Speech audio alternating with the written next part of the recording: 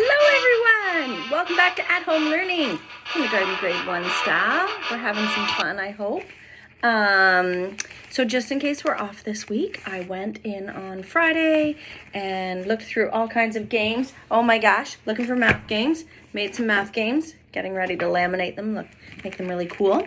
And so I have a packet for you in the fancy bag. Look, mine says teacher's copy. Yours will have your name on it. So if someone's able to come pick it up on Monday, 11:30 till 12, I will be there. I would love to see you if you want to stop by in the car too and say hi. And these are the things that'll be in your packet. So lots of things. Your sound book, which you may have one left over from last year, in which case I'll keep yours at school. Just let me know and I'll take yours out of your bag. I know that 2 parents said they already have theirs from last year, but this is a great little review for everyone of the sounds. So we have the letter. You can say that's an A. It says ah, ah, and do the action ah, ah. Ants on my arm, ah, ah. And on the back is the picture for parents if they're not sure what the action is that go with it. You can open up this ring and take it apart and take the letters off to build words and things. So that's a great little tool.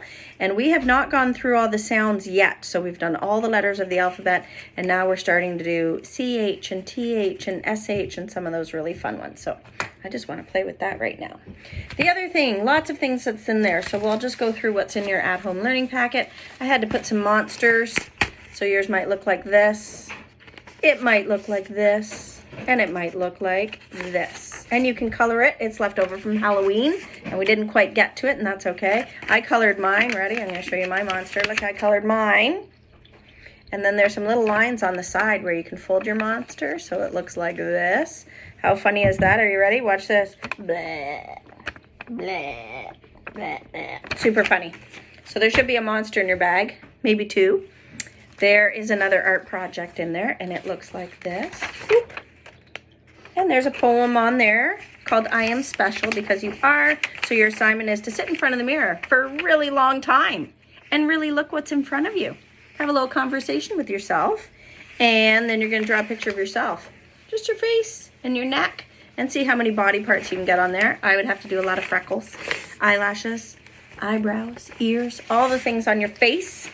And read the poem with someone in your house. That's another little art project. I put in 2 sheets for rainbow writing, and I of course put in your new words for this week, which was tricky to do without talking to each of you, but each of you has an individualized word list, and you have 2 rainbow sheets, so you can work on that. I'm going to read a book about a boy named Casey, and then there's an activity you can do, but I just leave this till later in the week. I'll read the story. I'll do a read aloud and videotape it and do a little lesson with an activity for you. So hang on for that one. And then there are some games in here. So it says lesson number 2 with the instructions for a mom or a dad. And the sheet to fill out explains how to play the game. And there should be 5, maybe even 6 games in there for you to play. And one of the games, so you've got all those game boards in your package. And then you have a sheet that looks like this called Greater or Fewer. And the instructions are here. And I went to buy some wooden blocks and some dice. But the wooden blocks were all sold out. The kindergarten teachers bought them all. So I had just enough packets to make them up for my kindergarten kids. And you'd need 6 of one color of squares. I chose green and blue. 6 for you and 6 for your partner. So then to play the game, you roll the die here, and I rolled a 3. You're going to subitize. Do we need to count the dots there? Nope, just subitize, so called out 3.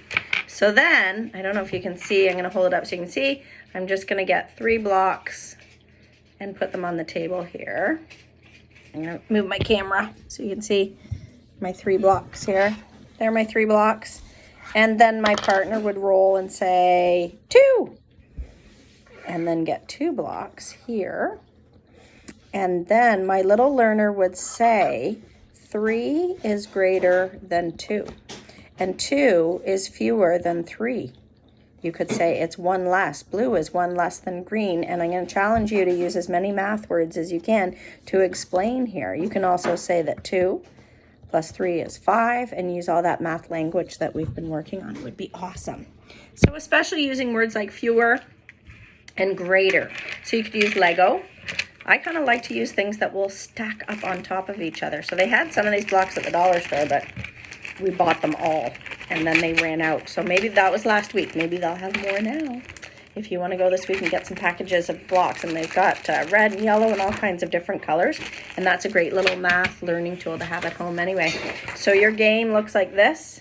That explains how to play the game called Greater or Fewer, which is hopefully fun. And then you've got another game called Race to the Apple Tree. And then I thought it'd be really good to make sure that at home you are using your scissors properly, right? Really putting your fingers in the right place, because some of you have some really creative ways to hold the scissors. And then so you've got I can count to 20. So again, for the kindergarteners, we're working more on numbers to 5, numbers to 10, but if you want to go all the way up to 20, maybe someone can help you to get all the way up to 20 on your chart.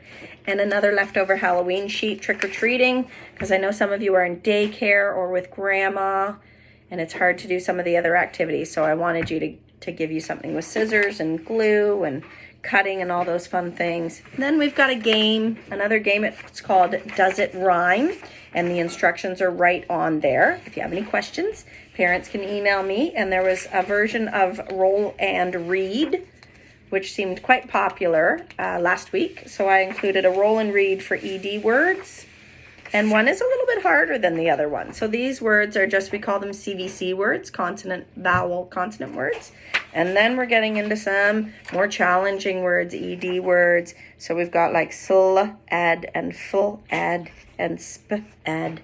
So that's kind of a fun game to play, and you can keep that at home and keep playing and playing. This is another activity. I'm going to do a lesson to go with it, so just hang on to it.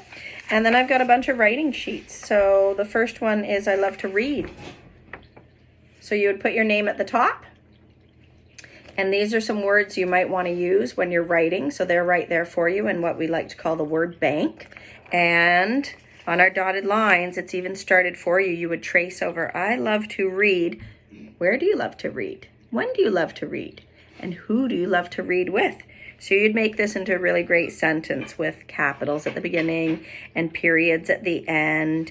And it says down here all the things you need to do. At the bottom it says I can use capitals. When you're all done, your 1 sentence, 2 sentence. Some of you are even working on 3 sentences. You're going to check at the bottom. Did I use capitals? And then color in the check mark if you see capitals at the beginning of your sentence.